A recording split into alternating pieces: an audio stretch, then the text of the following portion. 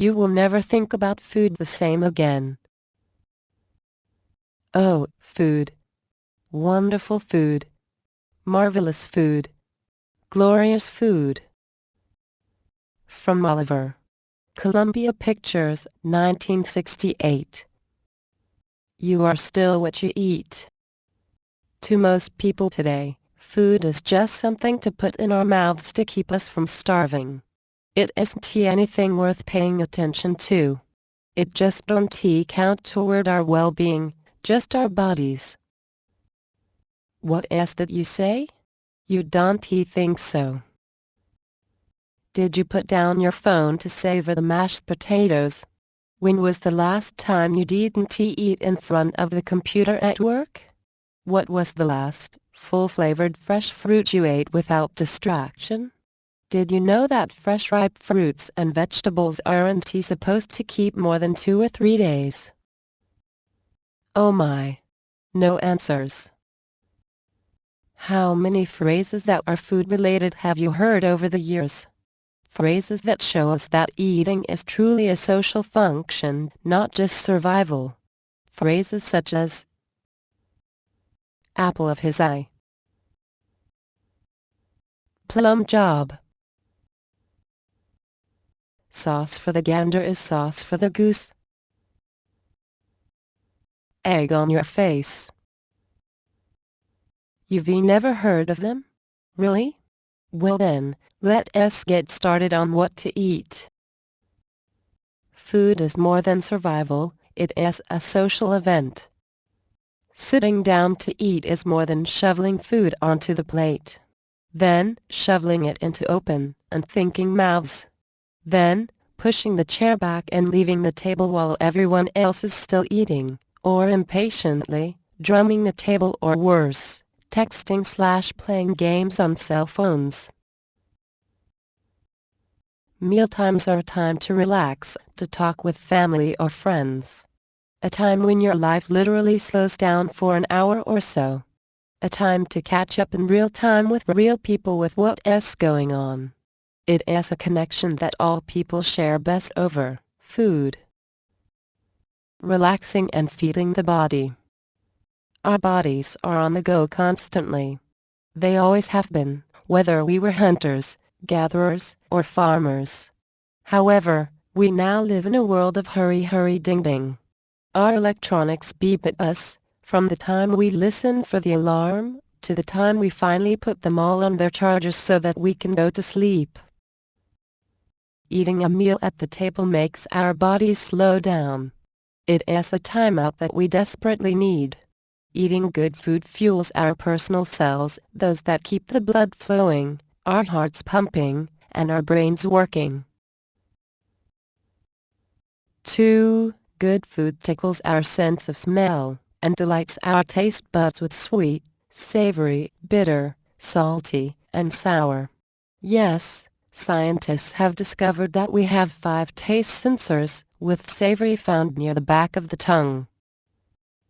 For example, what is your first thought when you think of a juicy piece of pear, ripe off a tree, or at least fresh from a local farmer's booth at the market? Sweet, yes? How about a carrot, sweet but earthy? Or homemade French onion soup? Savory, salty, and delicious. Be mindful of what you put in your mouth, not only its taste, but also texture and temperature. That is what eating a meal is, slowing down, real connections, and deliciousness. Savor every bite of food. And savor every bit of conversation with the people you're sharing your meal. Relaxing and feeding the mind. At the same time, because you've put away your phones, your laptops, tablets, and turned off your computers, your mind is getting a rest. Yes, when you're eating with people, your mind is still functioning, but it is a different kind of use. You eat with others who are made of the same flesh and blood that you are. Very interesting. They have ideas and thoughts and beliefs that will open your mind to newness. They also want to hear your ideas and thoughts and beliefs. True, You might disagree with some of theirs, and they with yours, but it is real. They are on T at the other end of a disembodied signal of a cell phone, or a news piece on a tablet. They are real. And your mind relaxes. Relaxing and feeding the soul. Most of all, good food soothes something in your soul. The connection that you just can't get with your electronics. Like a simple touch of your mother's hand on your wrist. A hearty back slap from your older brother or younger sister. A smile from your father at the other end of the table. It is all connection. And it feeds the soul as much as the food does your body. A connection you only get when you slow down and enjoy food with your family or friends. You do know that friends are the other family members that you've deliberately chosen, right? Hurry, hurry, ding ding. Good food and good eating is not conducive to holding a business conference while trying to enjoy a plate of well-made food in a restaurant.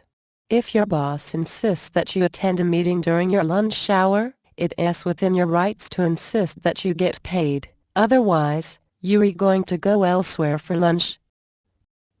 If you're worried about losing your job because you refuse to meet and eat, you have a couple of choices.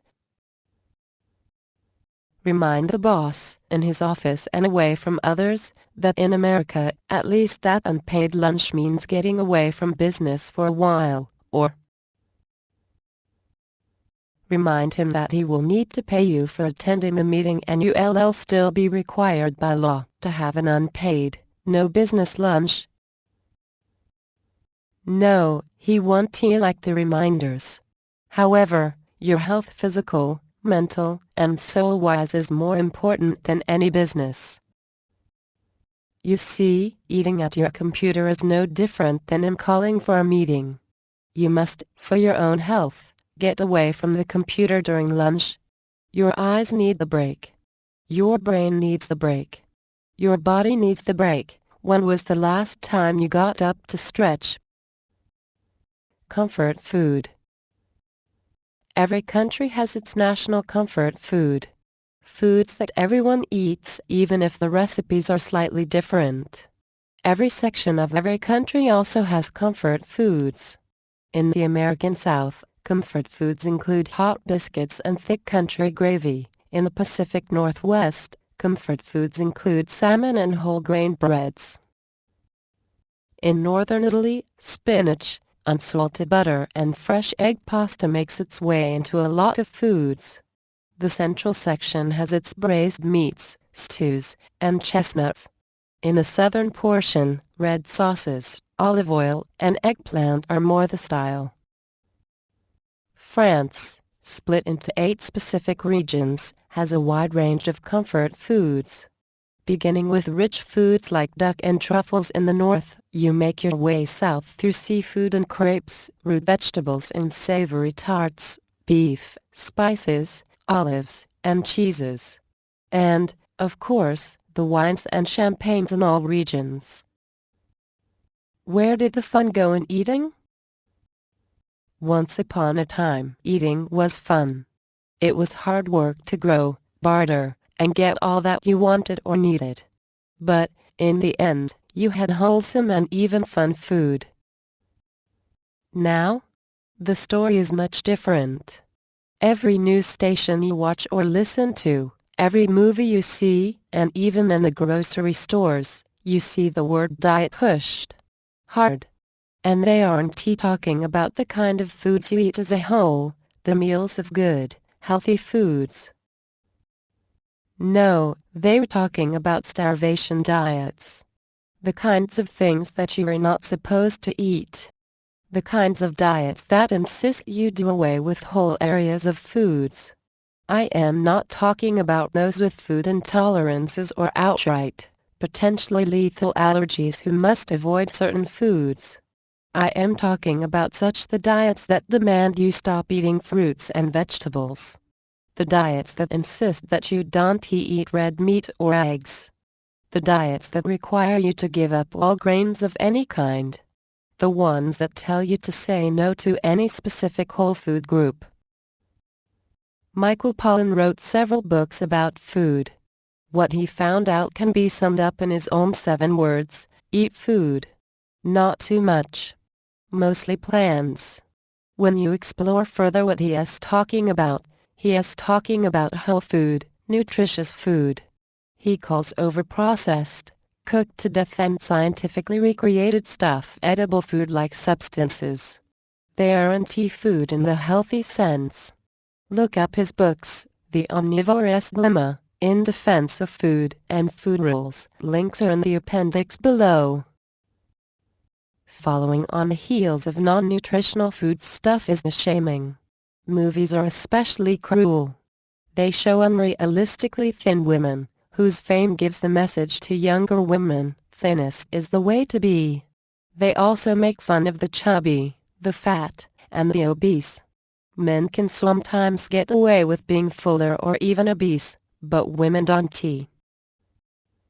The messages in movies, as well as TV shows, media in general, and on the news, is simply these. Skinny is the biggest message of being in and popular, but that is followed closely by the phrase, "Is that all you're eating?" Message, shame on you. Fat is the biggest no-no, with fat being relative in the minds of moviegoers, directors, agents, and the actors themselves. Fat can be as little as 10 pounds over optimum weight, to 210 pounds over. They were bombarded with the phrase, "Are you eating again?" Message, shame on you. Normal weight. There is no normal in the movies. I've even seen magazines, all women's magazines, carry the same type of mixed message on their covers. For example, one had a photo of a luscious-looking ice cream dessert, with a bright sun shape emblazoned with the title of an article for losing weight to get into that new bathing suit.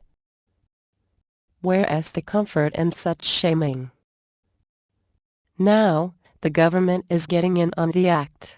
They want to pass laws that put a Band-Aid, TM, on the symptoms of the current obesity problems.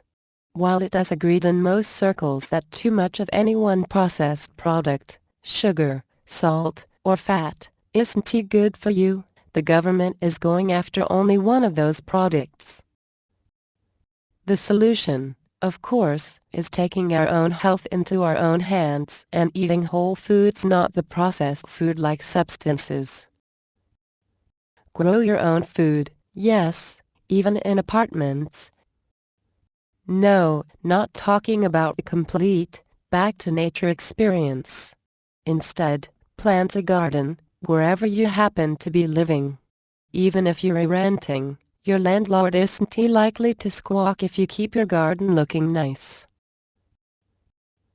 Growing your own fruits and vegetables is possible just about anywhere. I am afraid I can't speak for the coldest climates.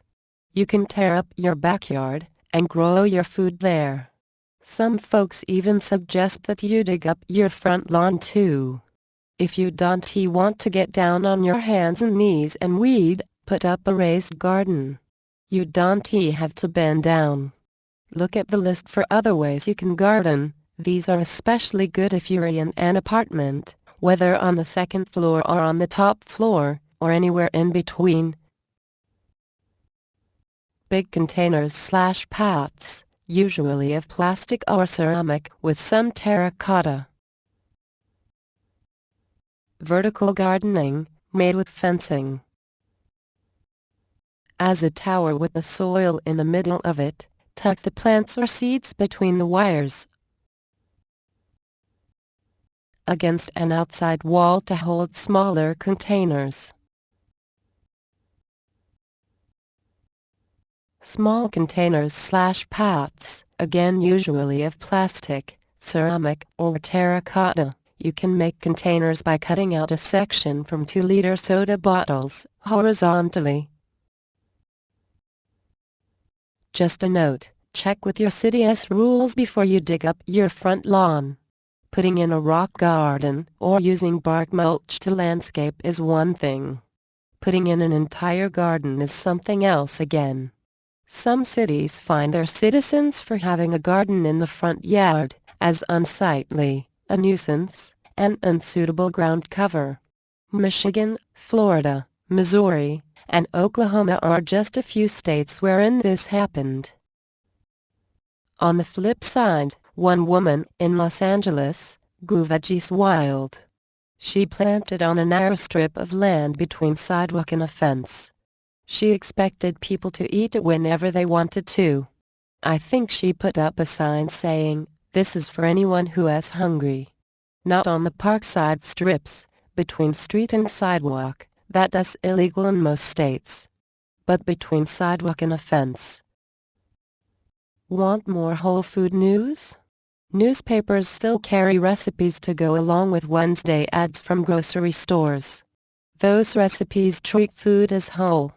At any given time of the year, you'll find recipes for cold or hot soups, and either creamy or not, quiche, that savory eggy cheesy pie that includes local vegetables, salads made of greens or fruits, fresh fish, barbecued beef or chicken, or a pork roast with side dishes, and even desserts like sorbets and cobblers and cookies. There's always a host of good-for-you foods. What is not food? Unfortunately, these same newspapers, as mentioned above, carry coupons for, you guessed it, those over-processed food-like substances. Coupons are seldom given for the fresh foods. There's no point, for the manufacturers, in it. Coupons are a dead giveaway that they're asking you to try dead food. As mentioned before, Michael Pollan calls non-foods edible food-like substances. You know, that processed to death and boxed up stuff they call food but isn't anymore. Yes, some of them are time savers, but at what cost to your health, your well-being? Not to mention your body, mind, and soul. The point of menus. Menus help in several ways, including eating what you and your family likes, saving money because you're only buying what you need when you need it. It also saves time, because you won't be